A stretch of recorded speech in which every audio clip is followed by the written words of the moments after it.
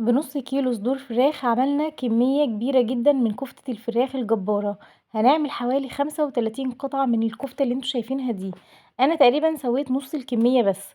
شايفين جمالها ما شاء الله، حاجة كده في منتهى الجمال. ومحدش ابدا ابدا هيقولك ان هي فيها حاجة غير انها كلها معمولة باللحمة. اول حاجة هبتدي هنا معايا 3 حبات من الطماطم و3 حبات من البصل وحبيتين 2 صغيرين من الفلفل، وكمان قرنين فلفل حراق ممكن تستغني عنهم مفيش مشكلة. هقطعهم بقى واحطهم في الكبة وافرمهم زي ما انتوا شايفين كده. هنزل عليهم بمعلقة صغيرة من الثوم، هديهم كمان فرمة كده في الكبة علشان يكونوا ناعمين على قد ما نقدر. لو مش متوفر عندك كبة ممكن تستخدمي الخلاط عادي خالص مفيش مشكلة. تمام. وما تصفيش المية اللي نازلة منها دي، انا محتاجة المية دي كلها علشان الكفتة بتاعتنا في الاخر تكون جوسي كده وطرية. هبتدي بقى دلوقتي اجيب مكعبات الفراخ اللي عندنا، هنزلهم في الكبة مكان الخضار اللي احنا طحناه من شوية. هبتدي بقى افرم الفراخ بتاعتنا زي ما انتم شايفين كده، فرم ناعم قوي. هبتدي اخد الفراخ بتاعتنا وهنزلها فوق الخليط اللي انا عملته او الخضار اللي انا فرمته. في الوقت ده اكون محضره بطاطسيتين، 2 من البطاطس كده، حبايتين من البطاطس. هكون سلقاهم كويس قوي وهرساهم بس محطتش عليهم اي حاجه. هنزل فوقهم كده بحبايتين من البيض، البيض يكون كبير شويه. هبتدي انزل دلوقتي بنص كوبايه من البقسماط المطحون، بقسماط مطحون طحن ناعم قوي. هبتدي دلوقتي انزل عليهم ببهارات بتاعتنا، البهارات دي انا هكتبها لكم في صندوق الوصف. هبتدي اقلب بقى كويس قوي زي ما انتم شايفين كده. ولو حابة تاخديه وش كمان في الكبة مفيش مشكلة، بس المهم ان انتي توصلي لدرجة العجينة، ان يكون الخليط اللي في ايدك ده يكون عجينة. انا لقيت كده الخليط اللي في ايدي ده او العجينة اللي في ايدي لسه برضو محتاجة طرية قوي ومحتاجة ازود شوية بقسماط.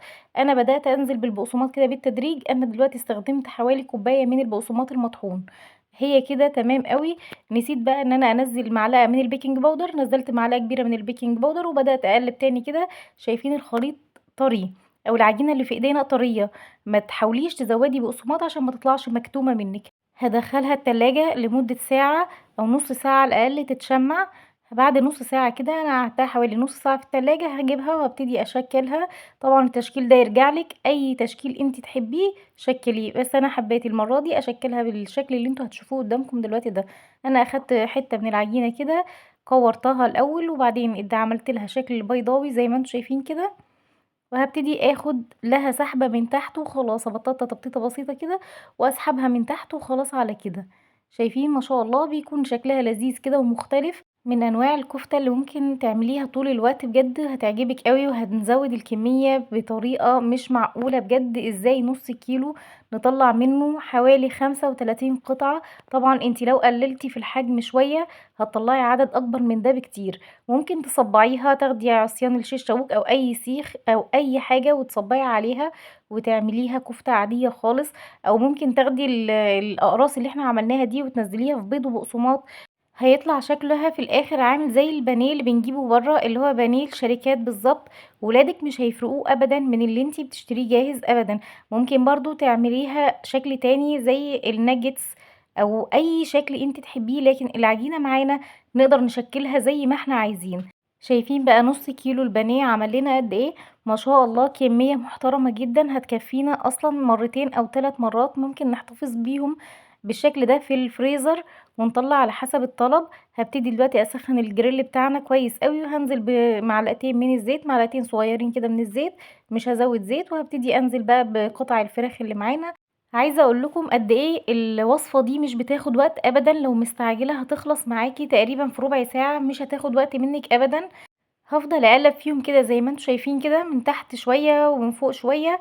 هافضل اقلب فيهم كده لحد لما احس ان هما خلاص استووا، بس ما تزوديش عليهم السوا علشان ما تنشفش الفراخ معانا من جوه. هما كده تمام قوي. هبتدي بقى اشيلهم بقى في الوقت ده. شايفين ما شاء الله هي كده حلوة قوي وسواها مظبوط. هبتدي اشيلهم زي ما انتم شايفين كده، السوا بتاعها مظبوط جدا. وهكمل كل الكمية بنفس الطريقة دي. انا تقريبا عملت نص الكمية اللي كانت معانا وباقي الكمية حطيتها في الفريزر. وقت ما نحتاجها ان شاء الله نطلعها جنب مكرونة، جنب الرز، جنب اي حاجة. مش بتقول لا ابدا. والولاد بينبسطوا بيها وبشكلها جدا.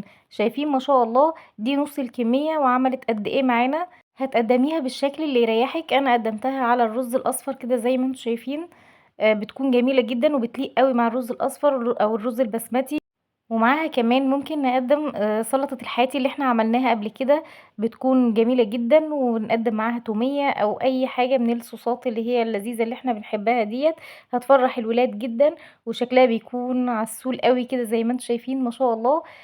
شايفين بقى من جوّه عاملة إزاي، مش عايزة أقول لكم قد إيه طرية وقد إيه جميلة جدًا، واللي هياكلها عندِك هيطلبها تاني، وكمان juicy جدًا من جوّه، والولاد هيفرحوا بيها جدًا، جدًا. متأكدة بجد لو جربتيها مش هتبطلي تعمليها، وهتكون وصفة أساسية دايمًا على سفرتِك.